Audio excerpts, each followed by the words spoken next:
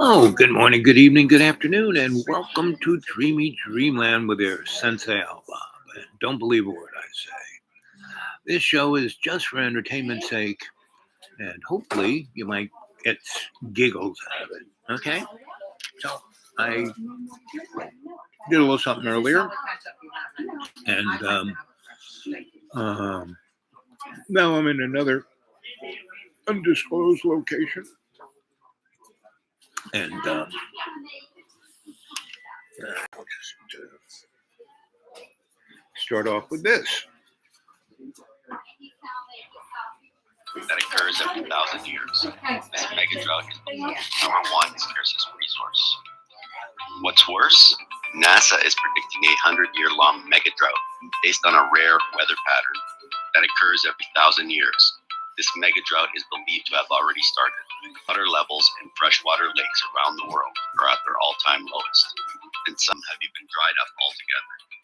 Big water corporations know this and are capitalizing on it by buying up all the freshwater reserve they can, so they can monopolize the markets and charge us whatever they want. Thankfully, we don't have to be at their mercy anymore. There is proven technology used by militaries around the world that allows anyone to create an endless water supply using only the air around you. And it's much easier than you think. Click the Learn More button at any time to see it in action. With this simple off-the-grid device, you can create all the cleanest, freshest, purest water your family will ever need.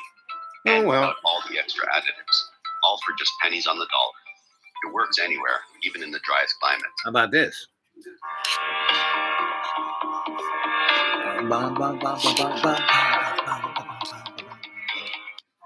The 7-month anniversary of the beginning of the war in Ukraine. Hey, handsome. Something's still going on and isn't talked about. What do I know? I know so the that day that war began, life which is is February all about 24th, being two happy, things were very obvious. and to the be first happy, was that there was you no have way to the Ukrainian army would be realize able to win a decisive I'm only going to be military happy when victory you're happy. over Russia. And the reason was simple. Russia's too Then big, I'm happy. Ukraine is too small. The Russian military is many You know what I times mean? the size of the Ukrainian military. Plus, of course, it has nuclear weapons. Russia itself is the largest country on planet Earth. It's got a relatively huge economy for the region, and it's got 140 people. Russia is too big. Ukraine is too small. The Russian military is many times the size of of course, it has nuclear weapons. Beginning of the war in Ukraine, something is still going on and isn't talked about quite as much anymore. So the day that war began, which was February 24th, two things were very obvious. The first was that there was no way the Ukrainian army would be able to win a decisive military victory over Russia. And the reason was simple. Russia is too big. Ukraine is too small. The Russian military is many times the size of the Ukrainian military. Plus, of course, it has nuclear weapons. Russia itself is the largest country on planet Earth. It's got a relatively huge economy for the region, and it's got 145 million people who live there. Ukraine has a population of about 40 million. It's the poorest country in Europe. It's got an average annual income that is much lower than Albania's. So just by looking at the most basic Wikipedia-level numbers, it was clear right away that if Ukraine wanted to remain a sovereign country, and of course all of us wanted that for Ukraine, Ukraine was going to have to reach some kind of negotiated settlement with Russia. Pitched battles were not going to do it. Now, that's not a moral judgment. You can root for the Ukrainian military all you want, but it's still a fact, and there's no getting around it. The second thing that was immediately evident about this war was how unusually destructive it was and was going to be. It wasn't just Ukraine that was getting pummeled, though it certainly was. It was the entire Western economy, including our economy. Russian energy fuels Europe. A recession in Germany was certain to lead to a recession here, and in the months since, it has, a bad one. The longer this war goes on, inevitably, the poorer everyone is going to be, with the exception probably of Vladimir Putin. So we are breaking things that are very hard to rebuild. Again, this was very obvious the first day of the war. You weren't allowed to say it at the time. Anyone who did was denounced as a Russian spy. But it was still clearly true. And the Ukrainians certainly understood it. Back in April, according to an account in Foreign Policy magazine, negotiators from the governments of Russia and Ukraine met secretly and, quote, appeared to have tentatively agreed on the outlines of a negotiated interim settlement to end the war. The terms of the deal were simple. Russia would withdraw its troops from Ukraine. Ukraine would promise not to join NATO. So each side would get the thing that it wants most. Simple and effective. effective and it might have worked. But the Biden administration adamantly opposed this settlement. Biden's advisors didn't just want the Russians to leave Ukraine. That's what they told us they wanted on television. But no. Biden's advisors wanted a total regime change war against Russia, apparently to avenge the election of Donald Trump, which they believed Putin was responsible for. And they were willing to fight to the last Ukrainian to get it. So on April 9th of this year, the White House dispatched its hapless cutout, then British Prime Minister Boris Johnson, to Kiev. According to Ukrainian news media, Johnson communicated two messages to the Zelensky government. Quote, the first is that Putin is a war criminal. He should be pressured, not negotiated with.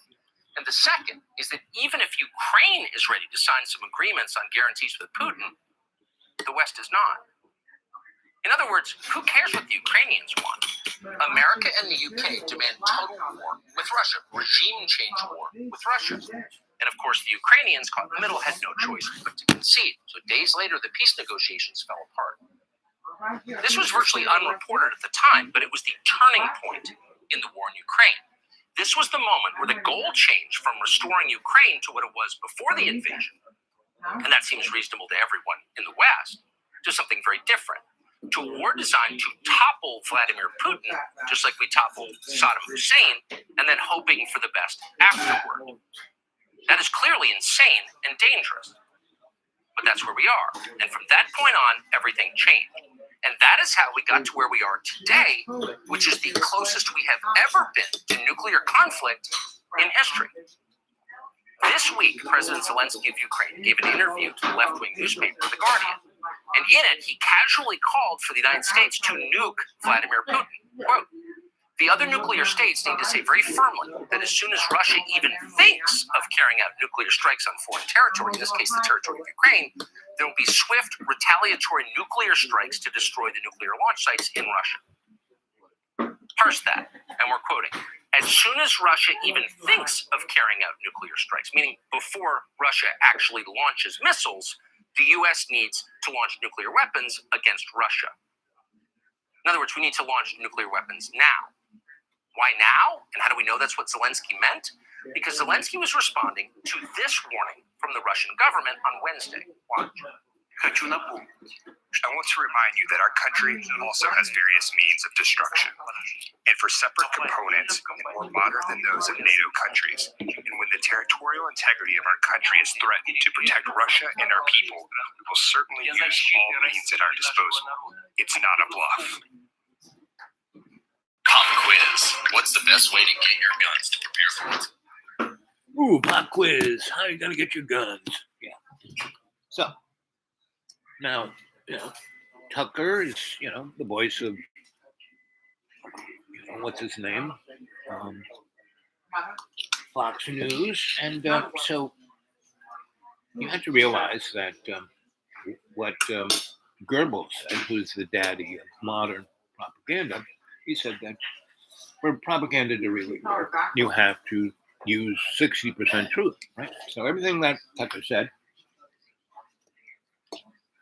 it's true. But they're not talking about the people who really, when they called Boris, Carrot Head Boris, as a cutout for Joe Biden. They're all cut out.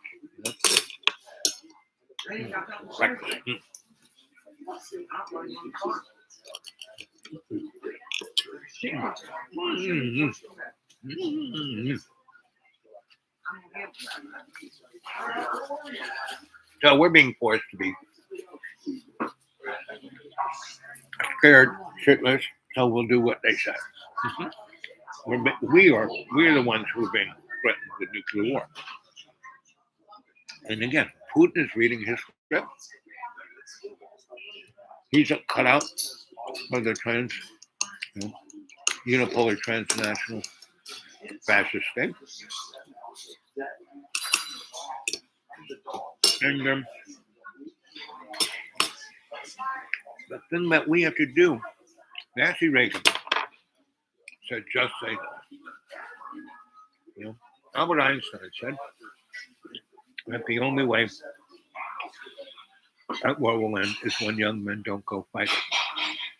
So that's where we are. And it's up to us to our in every day in every way. Take the piece of the earth and make it stronger. And if we watched yesterday's show, when one of my students called up, he is his I used to back in the day when I was a social activist. One of my really main things to do was to turn social activism into fun. Because if people aren't having fun, you're not going to be successful. So that was one of my keynotes.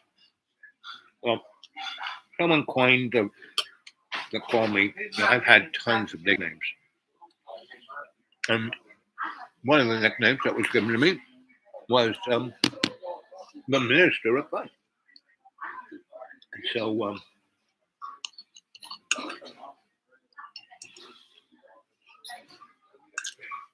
when you do that, you have interesting effects, right? So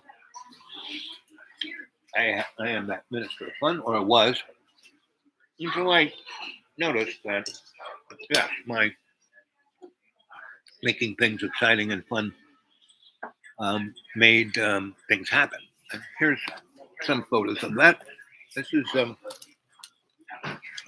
Asheville, North Carolina, back in the 90s, 91 to 98.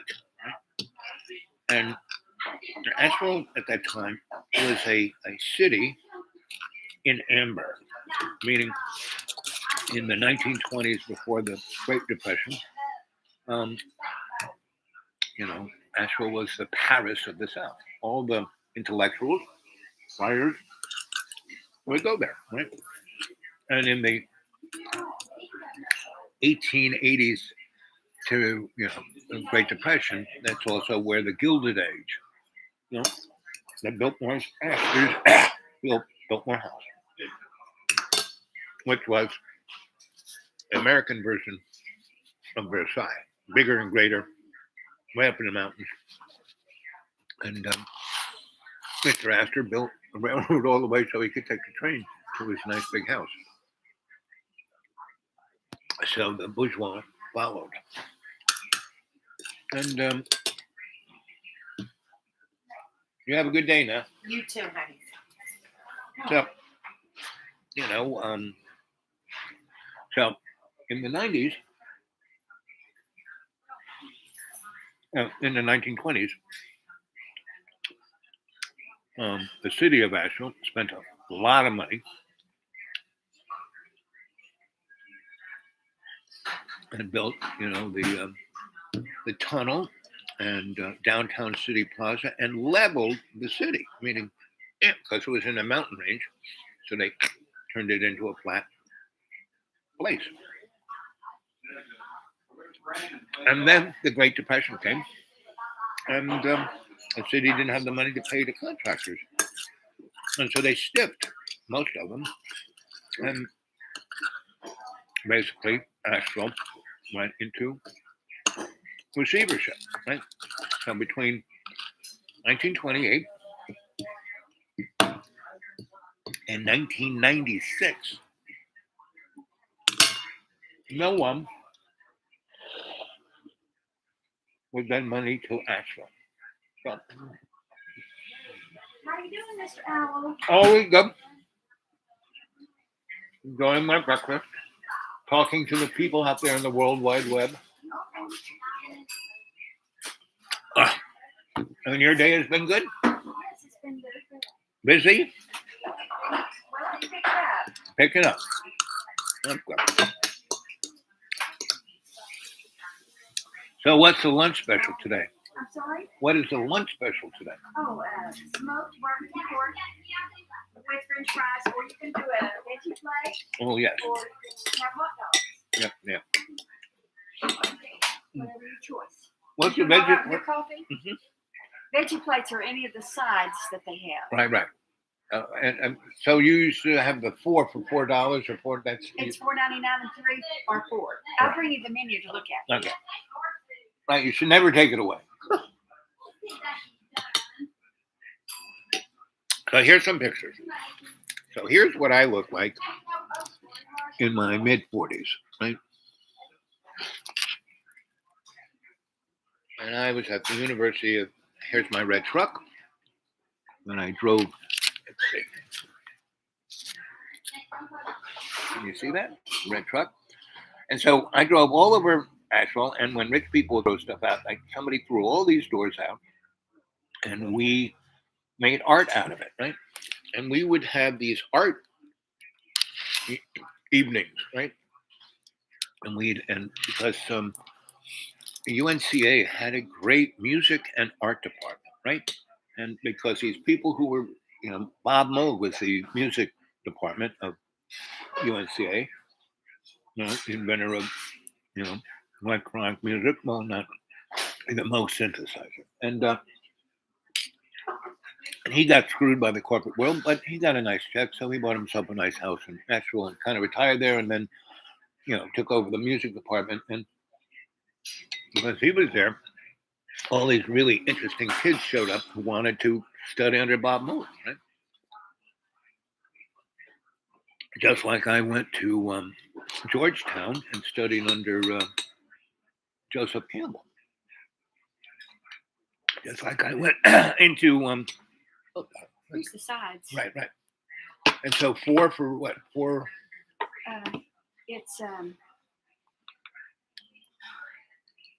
You choose any 4 Right. and bread Right. for $4.99, or you can choose 3 for Right. 4. Okay. Or you can have a bowl of pinto beans and cornbread for $2.75. Right. Okay. Leave it there, and I'll make up my mind. Okay. Thank you, darling. Do you want some more coffee? Do want me Yeah, to you warm it warm up? me up. Okay. Yeah. And if you got a lid, throw a lid on there. Sure, I'll do that. Anyway, it stays warm.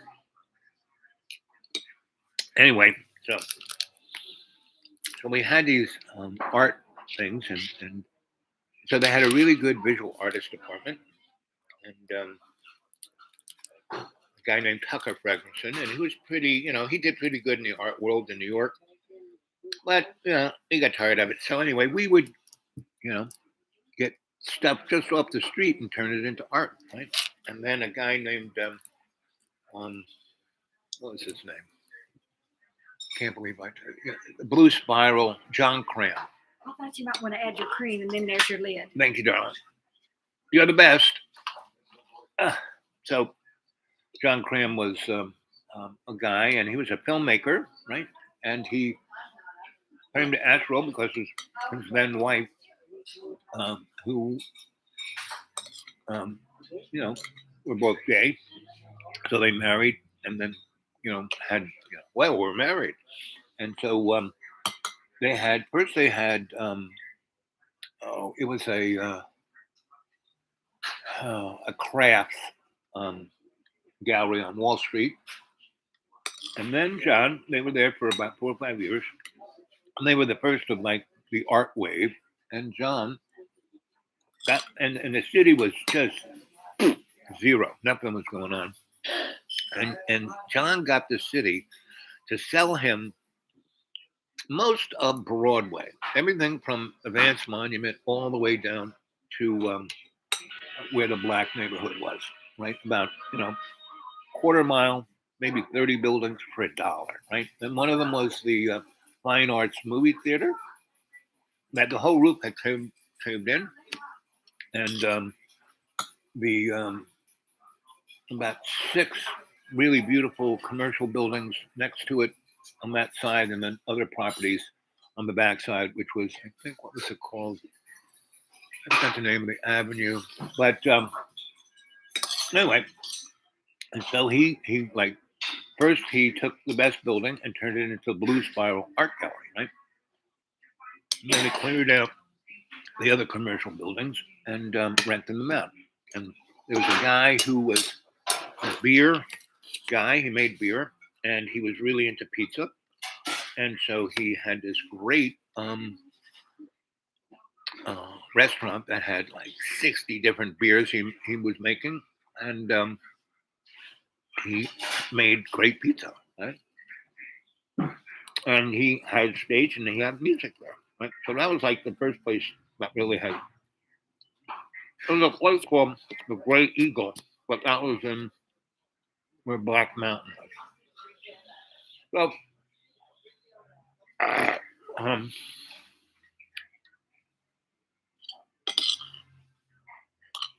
so that, and you know, the UNCA is college, so college, right? So, um,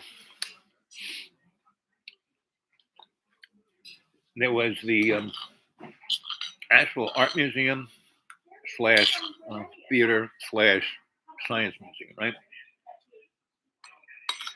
And the black folk, it was the black folks Chitlin Circuit place, right? There was another place called the Orange Peel, and you know,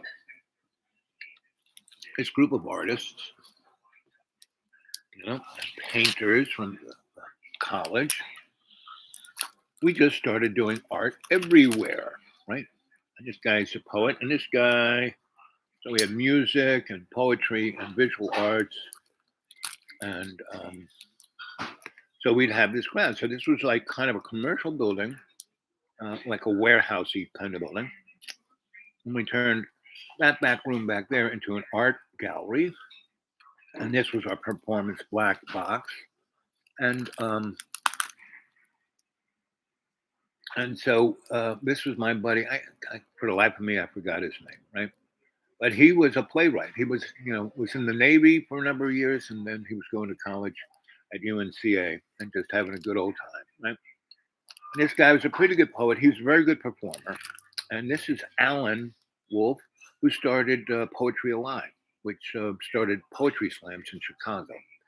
And so Chicago and Asheville were the two epicenters of poetry slams, right? And so we would have poetry, performance art, theater, visual arts, right? And music, right? And we'd start around sundown, around 7 o'clock, and go to like, you know, till people got tired, 3 in the morning, right? And they had a big parking lot. So the thing would always go out into the big parking lot. And I was a visual, meaning, so here is, I got myself a TV camera and overhead projector, I mean, TV sets and overhead, and I would just, you know, project video onto, you know, curtains, you know, sheets, right? And we would just make art in front of the audience, right? You know, so here are these folks, and there were a bunch, and if people from the audience wanted to make art, they could. So that's kind of why the art kind of ended up looking like this, right? So, so no one gave us any money, you know. It was like the audience would come in, and we wouldn't even charge them to get in. I would go around with a bucket and say, "Come on, throw something in there." And no one got paid, but we did our art. And we had this community. And there were two, before I got there were two artist groups, one in North Asheville that lived in a old chicken farm, right? When I first moved to Asheville, I was doing ethnography on the Biltmore House for the federal government. But actually, it was quite nice because my boss at Cornell got me the gig. And again, I had a bona fide, meaning I worked for a lot of people, did a lot of things. People said, "Oh yeah, that kid, he's good." Well, I was a great guy because I didn't want to ever stick around. You know, I studied under a master, a mentor,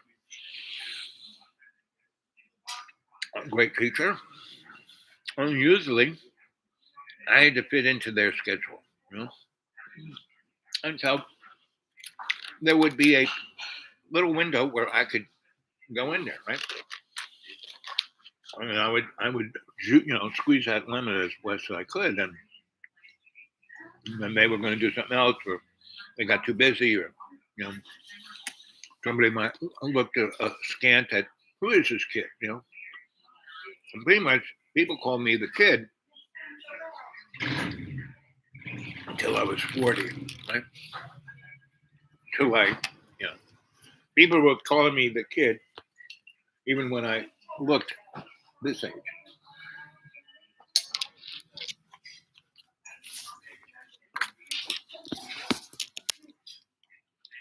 People were still calling me the kid when I looked this old, right? I was starting to get a little chunky. I was having a good life, right? Now, why I digress into that. It's that I showed up in Nashville when it was a dead place. I mean, deader than, but there were a lot of interesting people, just like here. I'm in this place that is sad to watch being strangled by the rich people coming in, thinking because they have all this money, they can. They think they're rich. They're not rich. Even guys like Elon Musk aren't rich.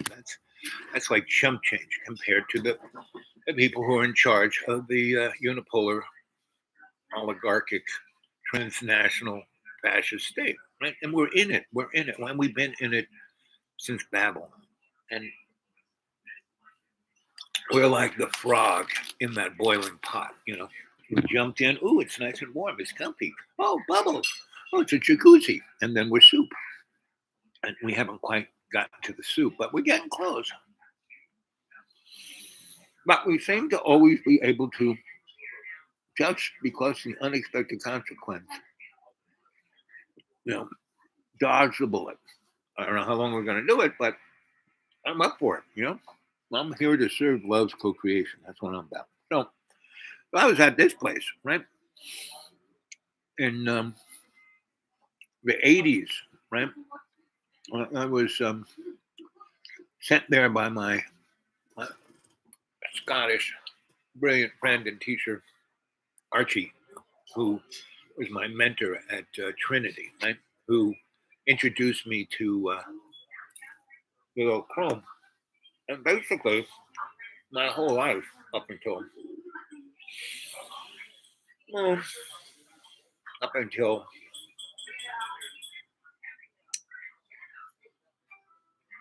after 9/11, I stopped being the kid. I stopped being that guy who could just cruise in and do whatever, right? Then I was, what, my whole life pretty much from birth on, and even not so much today, but still today, because there are people here who want me to be X, Y, or Z for them, right? And then when they get me involved, I can be me, which is amazing for them, but it makes them somewhat uncomfortable, right? So, that's been my thing for my whole life, right? And I realized that my life is my body. My life isn't about me having a career. My life isn't about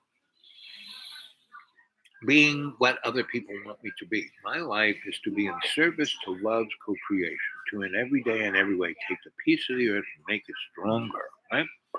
And my way of doing that is interacting with everyone who comes in contact with me. And I give them insight so they can see clearly who and what they are. I'm not going to tell them. I'm not going to say, oh, I'm going to make you happy. Like, if you watch yesterday's afternoon show,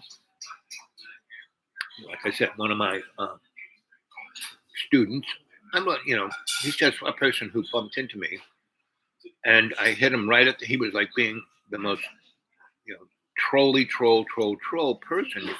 He was a bartender who was just, yeah. And he was in a town that was full of drunks, and so he went from one bar to another until people couldn't stand him. They throw him out. He started in another bar, and they always needed a bartender, so he always kind of has employment. But one of the problems of being a bartender, you drink a lot, right? But the problem of being in the restaurant business, you end up doing a lot of drugs, right? Because you work overtime, and you never quite sleep. But you need something to knock yourself out. You need something to wake up. And so that's one of the problems of the restaurant business: alcohol addiction and drug addiction, right?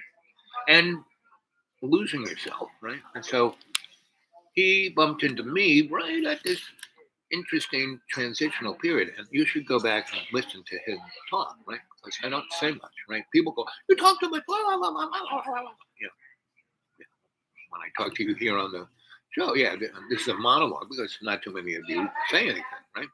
Other YouTubes, and people make comments, and not so much here. I mean, there are a couple of you who do, but anyway. So if you go listen to that guy, you can see that he's trying, right? And but he wants to be the star, the this, the that. I don't know what he wants to be. I don't think he knows what he wants to be. You know, I keep suggesting, I keep nudging him, I keep right, and he kind of goes there, and you know, he lives right across the street from a very interesting college, and you know, I used to hang out at his place. He used to have a 3-bedroom apartment for $800. Well, with the way things occurred after 20, um, all the rich people moved up there and bought it. So somebody bought his, you know, the person who ever owned those apartments uh, basically sold each one of them instead of renting them out for $800 for a 3-bedroom with washer and dryer and a nice kitchen, blah blah blah. They sold them for $800,000 a pop.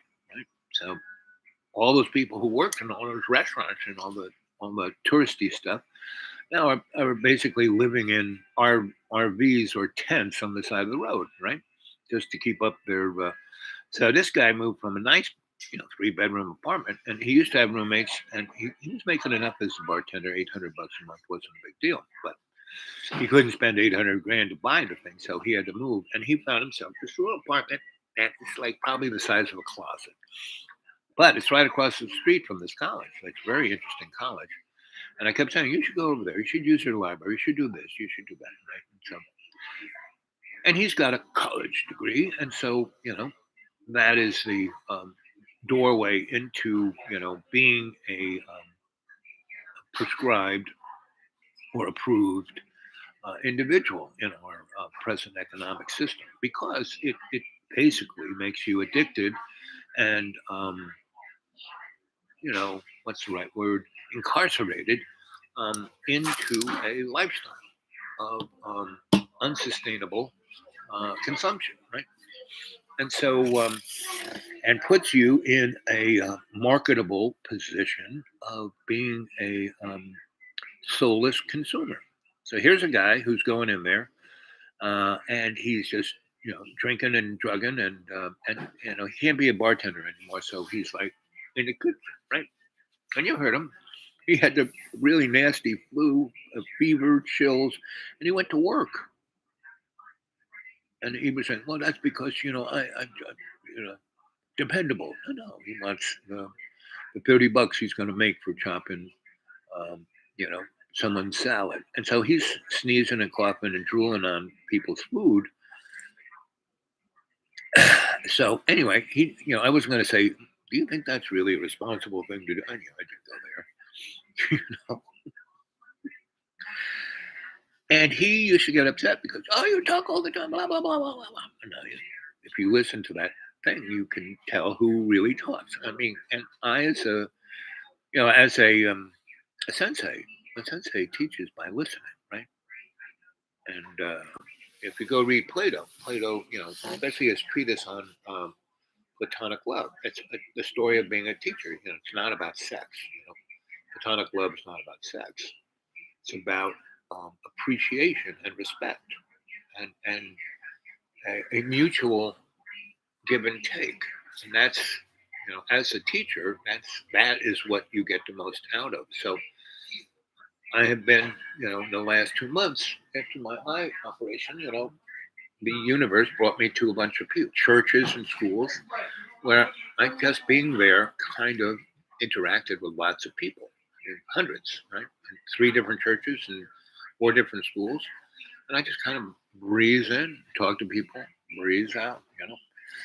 A number of these said, "Oh, we want you here," blah blah blah. And then when I went, sure, you know, tried to sign up with inside the construct of their institutional structure, it was like, obviously, yeah, this guy's going to be really cool for us, but we can't control him. He isn't going to be one of us. He's just going to be who he is. And yes, he's going to have a positive effect on us, but maybe we don't want that positive effect.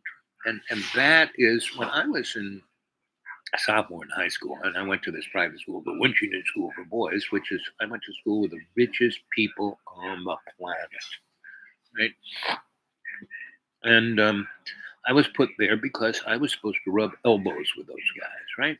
And I would grow up to be a facilitator for their institutional suicide of species, the human species. So anyway, I went along. It was interesting, but I never stopped being me. And I had this great teacher, Mr. Buchar, and his father was a great scholar, a war hero, World War II. He almost got the Congressional Medal of Honor, and but he was a historian. And so when he was teaching at Brown, um, he was teaching not the curriculum, but history. He was a scholar rather than a scholastic. And so they went after him because in the 20s, when he went to college, when he was at Yale, he didn't, go. He came from a working class background, really brilliant, really smart. He got to go to Yale to be that guy who would rub elbows with the rich and famous and facilitate their empire, right? Not so much. He wasn't going to be a scholastic. He was going to be a scholar, right? And then World War II, and he comes fight the fascists, and he's a great hero. And then he goes back to teaching. He's got a great pedigree, and he's teaching at Brown. And he gets, because he went to a few meetings of the socialist group in the 1920s. He gets, blackballed, right? And really, you think, trolling is terrible on the internet. This guy, he lost his job. He lost his, they took, he had a pension from the military, took that away because he got all blown up. And, he, everything he did, the money he made from his books he published got taken away from him. And, and they threw him out of the house he owned. He was treated like a black man. And so he ate his gun, right? He got totally stressed out and traumatized and pushed to the point where he ate his gun. And my teacher, when he was in high school, came home and found his father's brains blown all over the living room. And his mother, she drank herself to death within a year. So this guy was, on his own at 17. He was the only child. And none of his family, his uncles and aunts, because his father was a communist, So anyway, Mr. Buchar, he got to teach. He was a great teacher, right? And so he was a guy who's a lot like the great teachers I've run into in the last 2 months. Meaning really good, really interacting great with the kids, really doing a great job, but going along to get along. One time, Mr. Buchar, we were at this school. It's like built on a old, really, Winchington is the old toy capital of the world, right? So it used to be up until the Great Depression, a very rich manufacturing town, just like most of New England was, right? And that's what the Depression did.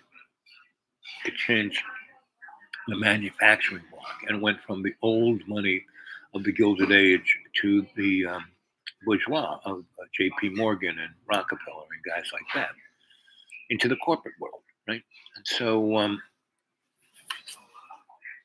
Mr. Buchar, he would always take me, and there were 3 teachers who were really great. Right?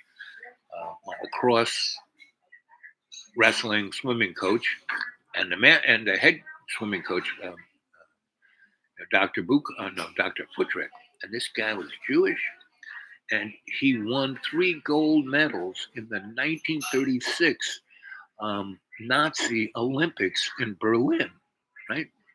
And they tried to kill him.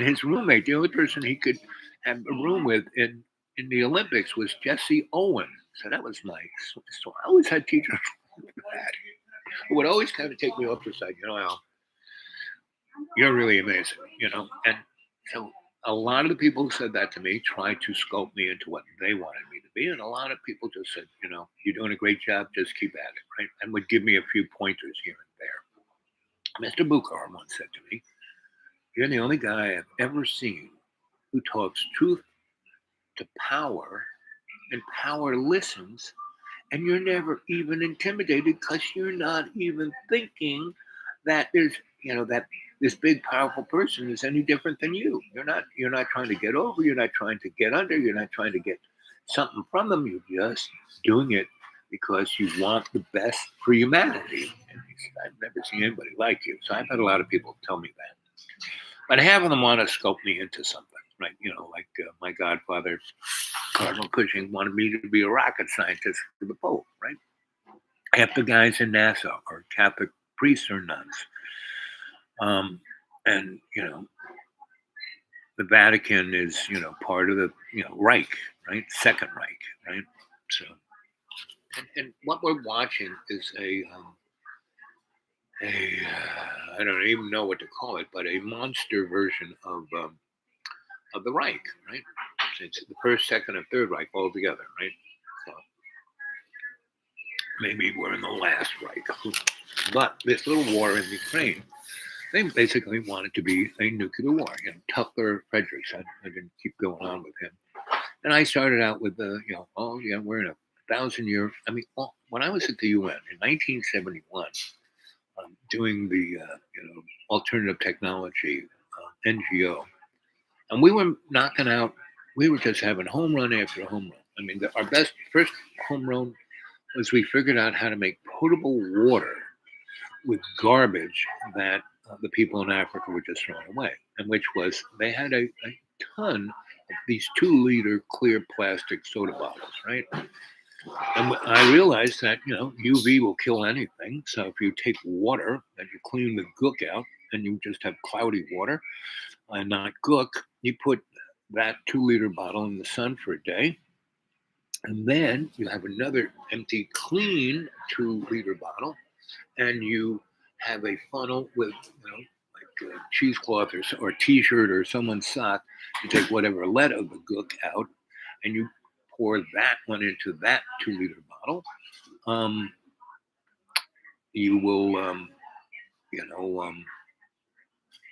and then put that in the sun for a day, and let the UV go at it, and then you do that one more time. By the third bottle, you have potable water without any machinery, without electricity, without any chemicals, without anything. Just 3 2-liter plastic soda bottles, which they had a ton of, because people were drinking soda. Just like in the Dark Ages, people drank mead because if you just drank water in Europe in the in the Dark Ages, you probably die because the water was like full of crap and shit and piss and animal feces and you name it. The same with Africa. But you do this thing with the 3 bottles, and you get potable water, right? So they had a ton of those bottles because the transnational corporations were bringing in soda pop, right? And that had clean water in it. And anyway, so that was our first little gig, and that was amazing. And we put that out through UNICEF. They did an amazing job getting people to do it, and within a year and a half, 500,000 kids didn't die. And then 2 years later, 1 million kids didn't die. Third year, we're heading towards 5 million kids not dying. And then the fourth year, the guys who made the bottles put something in them that blocked UV. So that stopped that. Within 2 years, the death rate from drinking terrible water went back to what it was, percentage of the birth rate, right? And so the other thing we did, Africa was being deforested by people chopping down wood to cook with, right? So we made a really workable solar oven out of aluminum foil and a cardboard box. You could cook anything in it, right? So we did that, and they made cardboard boxes and aluminum hard to find. So it was pretty, and when I talk about the unipolar transnational corporate fascist state, and I keep saying that this thing has been around since Babylon. Well, I don't know what you're talking about, blah blah blah. But it's all right. The Ukraine war right in front of our face, right? Pandemics right in front of it. Now starvation, right? This time next year, 1 billion people will have died from starvation. Not a pleasant way to go. And they want to knock the world population down by at least 3 billion in the next 10 years. And if it takes nuclear war, they'll do that. So, but the one thing that can stop it is love's co-creation. Pretty simple. You out there, you do things just in your neighborhood. If you do whatever you like to do, and you do, and so here's another thing. Here's a music festival I helped put on. Right, so this guy right here, he married a really um, rich young girl whose daddy was big time banker, real estate guy, and had real estate all over North Carolina, and owned all this, like 1,000 acres right up on the Blue Ridge Parkway in Floyd. And we put on Floyd Fest, right? And I knew him, and he got a hold of me and said, "Hey, can you help me out?" And so this was like a rainbow gathering, but a festival. It was a little cleaner, nicer, right? And so let's see where. I mean, it was just an amazing thing. And I'm listening to the other book. This is a book of the festival, not so much um, the making of the festival, but I have photos of making of the festival. But these are all people. This is people in community. So the first, one we did, we had about 800 people there. We had about 150 people putting it on for 800 people. Right, it was great. Everyone had a great time. Right, and I had my healing temple. Right. So I read everyone's everything. I adjusted them. I've been trained to be a great healer, right? And I can still do it. It's not that hard. It just, look at me. I am the prime example. I look at here. So look how this is when I was starting to get big, right? And I was about 280 pounds in that photo, and I got up to be about 460, right? So, you know, the thing is, do things like this. Do what makes you happy. So it was amazing to put this thing on. And so, we had Blondie there. I mean, I think there's Blondie there. Where's Blondie somewhere. We had the guy, we had the 11 ovens there. Um, here's Donna the Buffalo. She was pretty cool. Here she is, Donna the Buffalo. She was one of the headliners, right? And we just had a grand old time. Now that's all, and in actual, we did the same thing, And that's all you have to do is do what you love and share that love with everybody you come in contact with, right? Reciprocal, yep. So, um,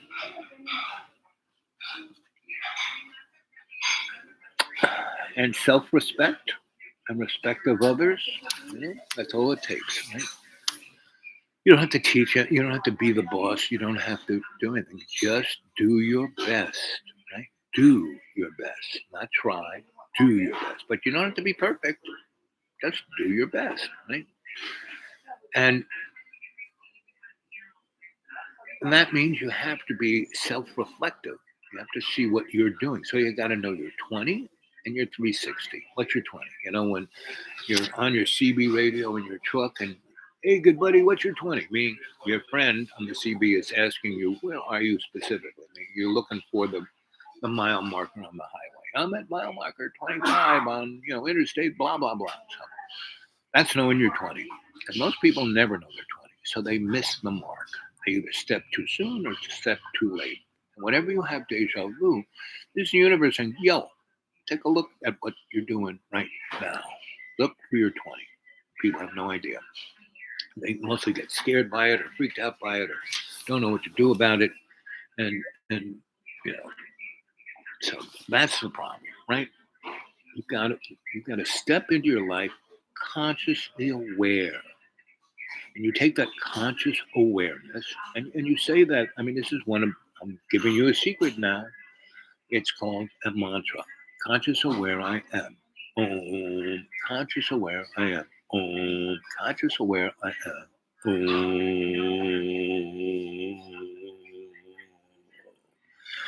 Do that 3 times, and then, you know, conscious intent I am. Conscious intent I am. Om. Conscious intent I am. Om. Conscious intent I am. Om. And the conscious intent, you put that conscious intent. I want to do this. I want to do this. I want to do this. Conscious intent I am. And you're doing it for the betterment of the we in me. Your life is not about you.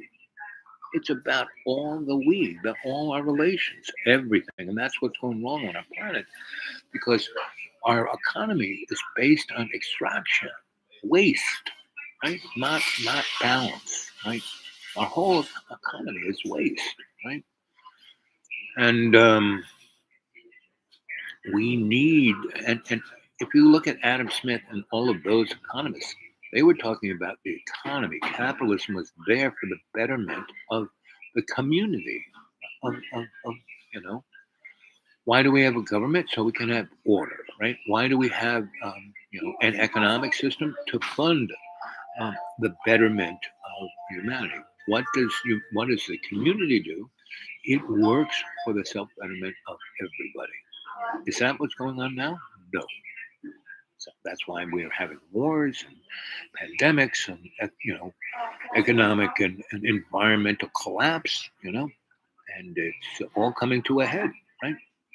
And the powers that be of that unipolar power structure, they've been working for the last 60,000 years to bring forth, Hunger Games and 1984 and Brave New World, and uh,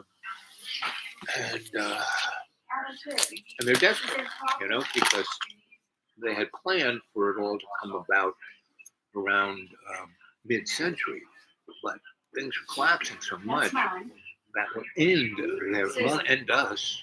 Meaning, I'm a good example. I live out in the middle of nowhere, no electricity, no water, no nothing, no food. $400 a month in Social Security, and I'm doing okay. No, you can go. So that is the motif. So, you know,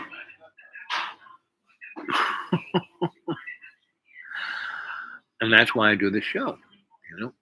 To speak to whoever listens, and a bunch of you do, and a bunch of you want to get a hold of me at, the dudewake42 at Gmail, dudewake42 at Gmail, dudewake42 at Gmail, right? And we can go from there, right? I can, so about 100 people I'm in contact, and I would call them my adepts, There's the cadre, you guys who kind of, the 480 of you, but there's way more than you. The fact that I have been stuck at 484 subscriptions for the last year and a half when I know that more than 100 people have subscribed right in front of my face from the first time we were at 484. And when I was heading toward 500, when I was trying to do a Jerry Lewis telethon to get us to 500, we got to like 499, and then it dropped down to 484 and never left 484. And so some people, have commented, well, Al, you're really doing a good job. These guys are so scared of you. I mean, they don't get rid of me because I have a need for my content, and yet they keep me down on the farm, which is fine by me, right? I'm fine, right? And I have over 2,000 shows. And they're all there. A couple of weeks ago, I went and looked at them all, and most of them there. They're more than they say they're there, right? And so, and I keep telling not the same story, but I keep giving the same message. Love is the only thing that exists. All else is an illusion, right? Ego is the problem because what we have is ego economics. We don't even have capitalism. We have ego economics. because that is what the unipolar transnational fascist oligarchy is, right?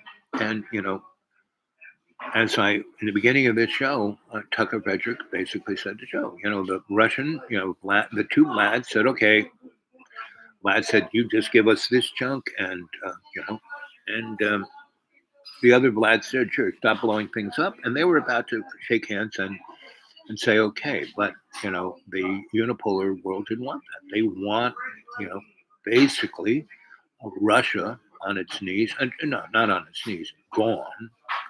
And basically, what's going to happen is Vlad is going to be so discredited as a leader that his inner circle is going to shoot him in the head, and then the super duper, um, you know, what in our land they call neo. I was going to say neo-fascist, but they don't like neoliberal. Um, cut from the cloth of Bill Clinton, because he's a total, unipolar oligarch, transnational, globalist, fascist, and everybody else, before, since George Washington, same thing, however you want to describe it, right? But the thing that keeps us, and that's the beauty of America, there is this unexpected consequence that the power structure can never quite get a hold of. And it can't really kill it unless they nuke the place. And even that won't kill it because you can't kill love, right? So, and I'm a good example. I'm a dead man walking, and I'm still here, and I will be here as long as love needs me, right? Every my neighbor was taking the kids to school, and I was walking around, and he goes, "What are you doing up till?" Because I normally don't really get up until the sun comes in my holler, and as the winter comes, it gets later and later. So I usually aren't moving around till 10. It usually takes me. I wake up probably around somewhere between 4 and 7, and I'm in great pain, and so I woke up, and yesterday was like a light switch. Like, so the show starts yesterday afternoon, and I'm bare chested, and then somewhere around 5 or so, it was like a light switch. The temperature dropped by 10 degrees at least, and I live in a holler, so it's moist all the time. So if it was out in the sun, that 10 degrees wouldn't have been that much, but in a holler, not that much sun, and it pretty moist all the I like to live in what the Floridians call a swamp cooler, right? The whole valley that I live in is a holler. It's not a valley, holler. It's a swamp cooler. So anyway, during the hot summer, that's pretty good. Don't need any air conditioning. Interesting enough, in the winter, it's pretty good because that same environment keeps it from getting really cold, right? So I'm always like soggy, but remember, it's so when it's in the valley and it's like 20 degrees, it's like 40 degrees, especially if the sun comes out. 40 degrees, it's 60 degrees where I'm at because I'm kind of shielded from the breeze, and that swamp cooler thing makes it warmer. It's quite interesting. And so anyway, so I was up and about because I woke up like bing, like screaming pain, and it was cold by 15 degrees, and I couldn't, no matter how many covers I put a sweater on. So I tried to meditate, and I did. So that kind of knocked the pain down. And then I said, well, screw it. I'm just going to get up. And because the best stars are the morning stars, like around the sun doesn't really get up over the mountains to light up the sky until 7 o'clock, 6:30, 7 o'clock. So it was about 5 o'clock when I got up. And so when I went outside, it was actually flip a coin on which was, the man cave or just being outside, which was warmer. It was like not much difference because I don't have any heat. And so anyway, I got my little sky watching chair, put it out in the middle of my front lawn, and just leaned back and looked at the stuff. It was really beautiful, clear sky because it was cold, and I saw all the planets lining up. Kind of, they were really in line earlier in the summer. Um, and they were in such alignment that they haven't been in alignment like that for thousands of years. I mean, we've had some really amazing stuff going up in the sky, and our sun. Why do you think we're having these earthquakes and crazy weather? It's not global warming, it's what our solar system is doing. And they don't want to talk about that because it was scared the crap out of the population to the point where the unipolar transnational fascist oligarchy couldn't control. If you say it's your car exhaust and you have to have electric cars, if you say, oh, it's a pandemic and you got to wear a mask, so it's not the fact that these things aren't true. They are. Like I said, Goebbels said the way you can control the public with propaganda is by giving them 60% of the truth. So all the stuff they're talking about, it's that have those morons. Oh, it's a deep state. It's a it's a conspiracy. Well, it's kind of a conspiracy, but not the one they're thinking about. That's been given to them, right? Anyway, so I mean that's why a guy like Prison Planet Boy, who's now getting his ass sued. Thank you, darling. Can I order anything else for you? I'm still thinking about it. What time is it? I don't know. Let's see. I can tell. This will. Yeah. Nah, I don't think so. Maybe, but we'll see. I don't have that much money. You want to send me some money? PayPal. Dudewake42@gmail. Dudewake42@gmail. Dudewake42@gmail. You want to talk to me? Dudewake42@gmail. Right? Give me your WhatsApp or your telephone number. Like I said, there are about 100 people I talk to. Right? You want me to give you a reading?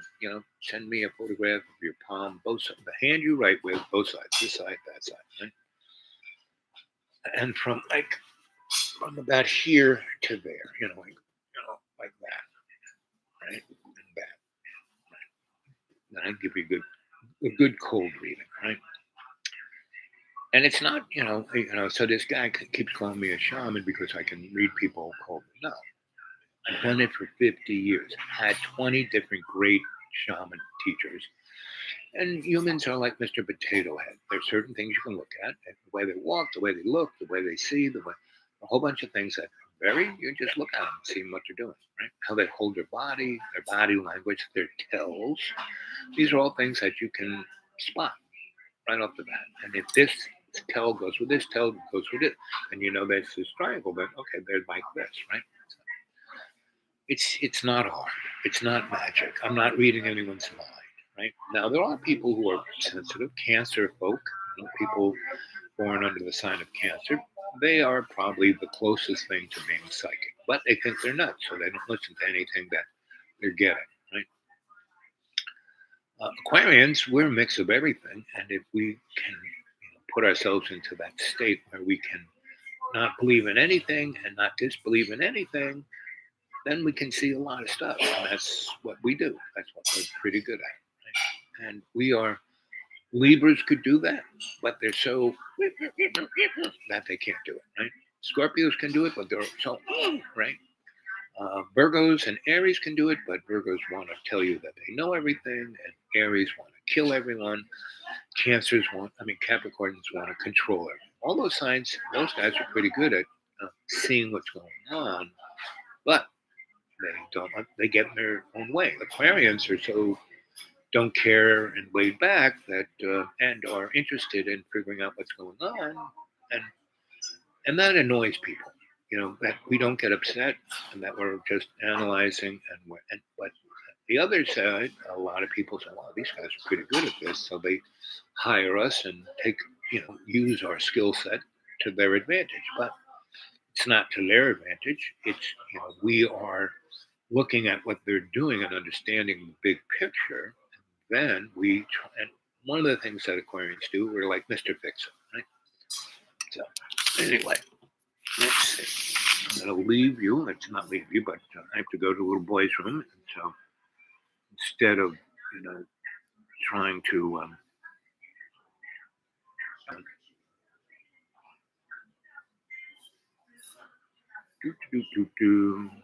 shall we keep Mr. Tucker going on? Yeah, let's see. Why not? Pop quiz. What's the best way to get your guns to prepare for what's coming and avoid future gun control? Is it A, buy your guns at the local gun shop, B, buy guns at gun shows, C, buy guns at private sales, or D, none of the above? The answer may surprise you, because if you're like 97% of the more than 100 million Americans that has bought a gun that's traditional, chances are everything you thought you knew about owning guns in America is not only dead wrong, but it's actually putting you in danger of getting your guns confiscated in the future because of new threats like red flag laws, even if you've done nothing wrong. The secret to It's not a it's bluff, never owning guns. says Putin, who we are told is insane, so we probably should take it seriously. He is, after all, running a country with the largest nuclear arsenal on the planet. And he's talking about using nuclear weapons if the West continues to threaten Russia's territorial integrity. It's a conditional warning. And of course, threatening Russia's territorial integrity was never part of the deal, right? You remember this. It's why you wore a Ukrainian lapel pin or put a Ukrainian flag in front of your house. Ukraine was invaded. The point was to kick the Russians out. That seems reasonable by any standard of fairness and decency. But that's not what the Biden administration is pushing for. They're pushing for toppling the government of Russia, and once again, hoping that everything will be fine after, that someone better will somehow take over. He's bad, let's kill him.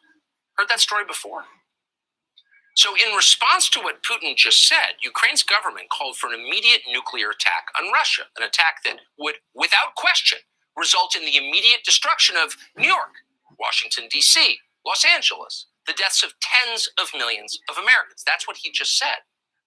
Sane people do not talk this way, ever.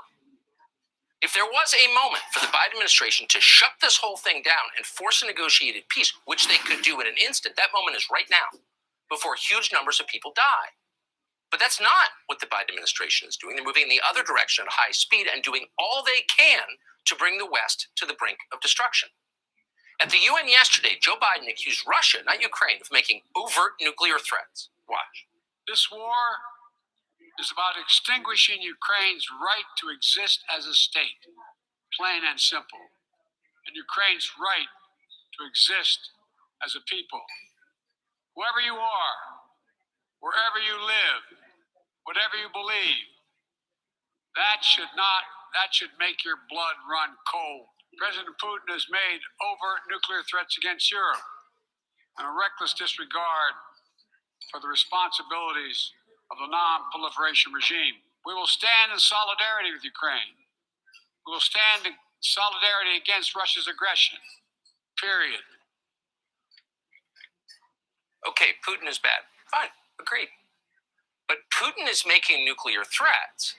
Whatever the reason he is making them, the fact he is making them, and the Ukrainians, of course, are also making explicit nuclear threats, is enough for any responsible person to say, now we stop.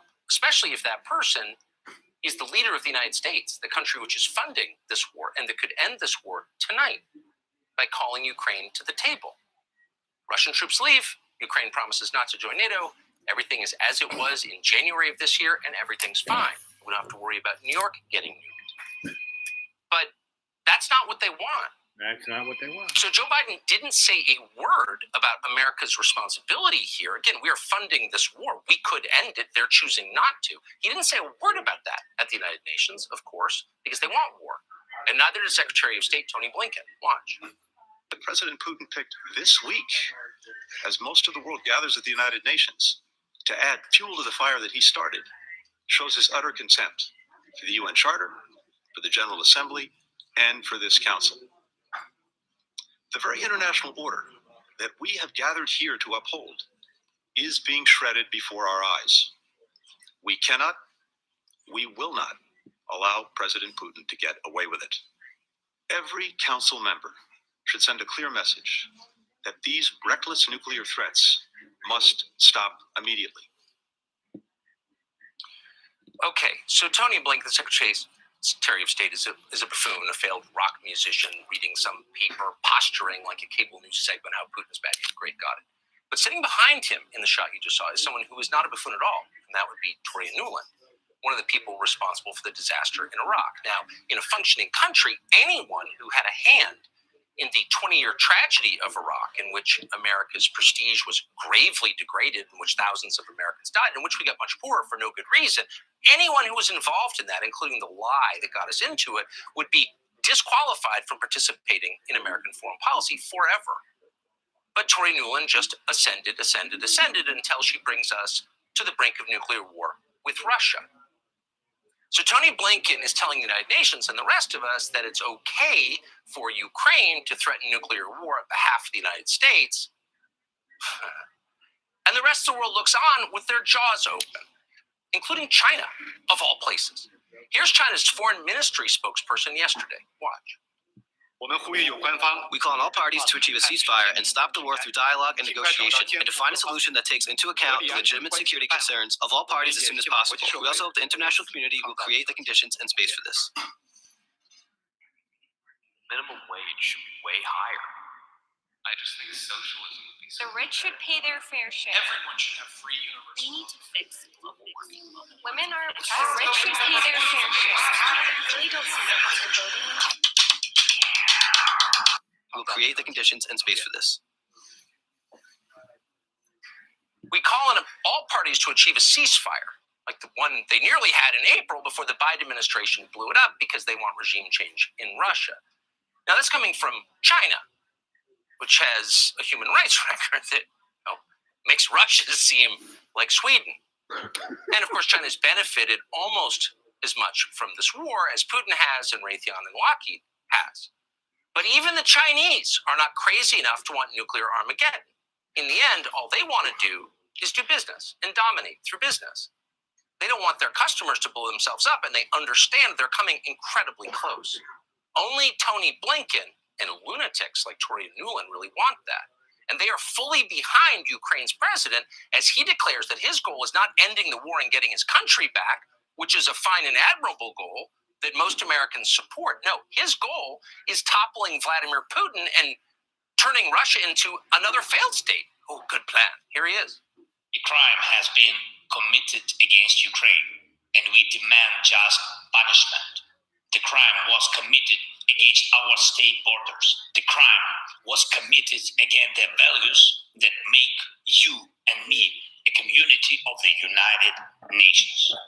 And Ukraine demands punishment for trying to steal our territory. This is the first item of our peace formula. Comprehensive item.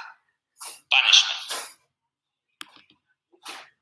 So a corrupt Eastern European authoritarian leader in a t-shirt is lecturing us about the community of nations and telling us this is really about the punishment that Ukraine demands. It's not about self-defense or getting their territory back. It's about regime change. Specifically, they're demanding a nuclear strike from us. How do we get involved in this anyway? But almost nobody in Washington is standing back to ask that question. They're full speed ahead on this. This is insane, but they're all for it.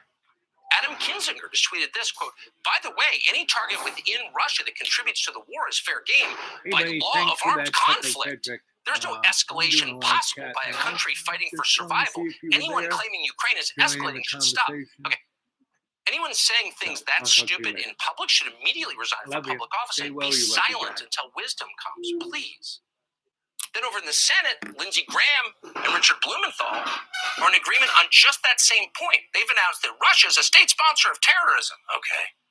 Russia should be declared a state sponsor of terrorism because the events of these past days and weeks have shown the need more powerfully than ever that Russia should be designated a state sponsor of terrorism. I think bipartisanship is strong when it comes to supporting Ukraine over Russia. I want to thank the administration for doing more. We have our differences about the next step, but Speaker Pelosi's in our camp. She has said, from her point of view, Russia has earned the designation in U.S. law of being a state sponsor of terrorism. The fact that Lindsey Graham can go on television, as he so often does, and claim to be conservative and someone who cares about the United States, it's beyond. So this is part of the endless posturing about how Russia is bad, and sure, Russia's bad, fine, Russia's bad. But it's the words, as always, that matter. They're telling you that Russia is now a state sponsor of terror. Why are they saying that? And you're probably nodding, yeah, it seems like a bad place with a bad leader, fine. But state sponsor of terror? It's important for them to define Russia very specifically as that. Why? Because what do we do with terror states? We topple their governments. We go on the offensive. We take the fight to them.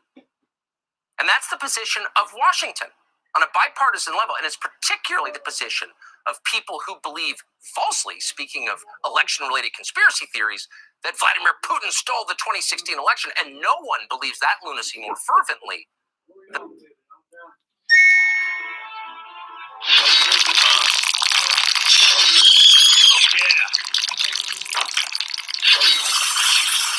Ask you not to call them referendums, but to say so-called Be right referendums or sham referendums. But sure, it's not any referendums. It's like, it's like a referendum with the question, are you not against to join Russia? And the answer is yes, I am not against.